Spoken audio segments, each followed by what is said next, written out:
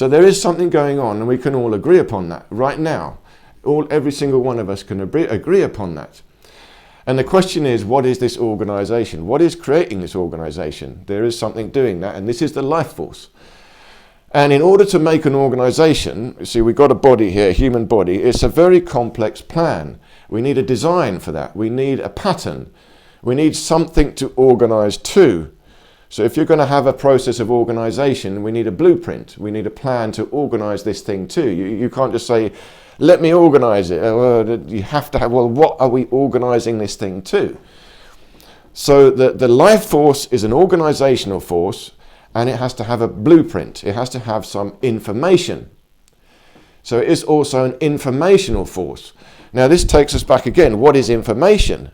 Information itself is not physical.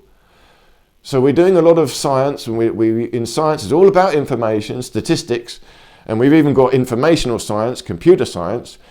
But you've got to understand, information is not physical. It occurs outside of space and time. Look at a computer. A computer will hold information. It will number crunch. It will churn up information. It will think about it. It will move the information it's got around and around. But we still have to put the information into the computer. The computer cannot create this information. It can only use whatever information it's been given. And that's an aside, but that's why I am not worried about AI. Everyone is going crazy about AI. It's artificial intelligence. And the reason I'm not worried about it is AI, you can never have a singularity. You're never going to create a conscious being in a computer. You're just not going to do it. Because a computer, by definition, is only something that holds information. It will not create information. Again, a bit controversial because AI is supposedly creating things. It's not. It's creating things based on what it's got and based on an algorithm. So the AI as we've got is just big data. We've just got now very powerful computing systems, and we can crunch big, huge data. So big. So AI is really just built upon the internet.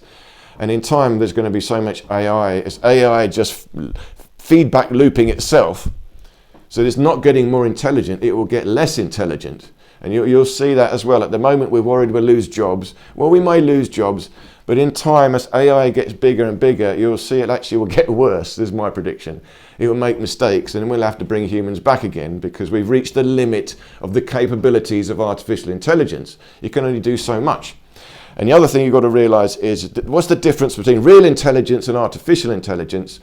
Well, that's one difference. Real intelligence can have a spontaneous thought. We as living beings can have a genuine spontaneous thought.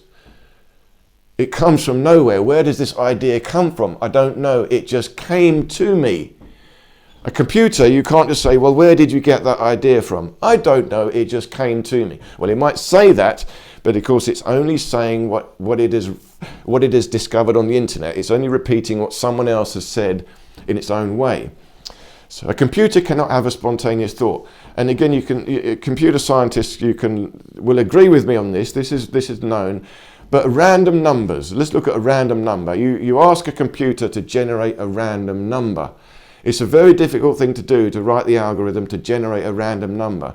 And in fact, it can't be done. You can't generate a random number. A computer, when it generates a random number, it's a very big, complex algorithm, and it's to do with creating a very large pattern of numbers. It still needs a pattern to follow, but the pattern has got to be so big that when it uses this pattern, it might as well be random, but it's not truly random. If you ask a human being or a living thing to generate a random number, name me a number, it come off the top of your head, it will be a genuinely random number. So that's the difference. So that's why I'm not worried about AI. You can never have a singularity of consciousness in a computer. Don't worry about it. It's only going to get so far. But now also you might say human beings don't generate random numbers because we've also been programmed. We are also like computers, and we have been programmed. And part of this body efficiency training is to deprogram us, get rid of the programs we've got because they're not healthy programs. We've been given some programming that is not good for us. We want a better programming that is good for us. So we've got to do that ourselves. We've got to work this out ourselves and reprogram ourselves.